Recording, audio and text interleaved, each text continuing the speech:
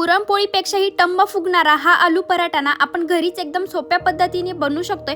बाहेर जायची अजिबात गरज नाहीये। काय करायचे त्यासाठी सगळ्यात अगोदर ना बटाटे स्वच्छ धुवून घ्यायचे आणि त्यानंतर उकडण्यासाठी ठेवून द्यायचे। तोपर्यंत लगेच आपण पीठ भिजवून घ्यायचे।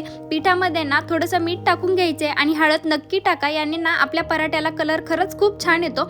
हे पीठ 15 ते 20 मिनिटं मुरण्यासाठी ठेवून द्या। तोपर्यंत बटाटे सुद्धा उकडले होते म्हणून लगेच ना स्मॅश करून त्यामध्ये लाल तिखट, धने पावडर, कांदा लसूण मसाला, हळद टाकून ना कांदा, लसूण, मिरची, कोथिंबीर आणि मीठ टाकून मिक्स केलं। त्यानंतर या पिठाचा एक गोळा घ्यायचा आहे, त्याला ना असं लाटून घ्यायचं आहे आणि आपण जसं पुरणाची पोळी करतो ना अगदी सेम तसंच याला सुद्धा करायचं आहे। पूर्ण मिटून घ्यायचं आणि त्यानंतर ना जास्त बारीक पण नाही आणि जास्त जाड पण नाही असा पराठा लाटून घ्यायचा आहे। त्यानंतर तेल किंवा तूप लावून तुम्हाला जे आवडत असेल ते लावून ना छान असा पराठा भाजून घ्या आणि तुम्ही बघू शकता किती छान आपले पराठे तयार होते। असेच नवनवीन व्हिडिओ बघण्यासाठी माझ्या चॅनलला फॉलो आणि सबस्क्राइब करा। Thanks for watching. भेटूया नेक्स्ट व्हिडिओमध्ये, तोपर्यंत बाय।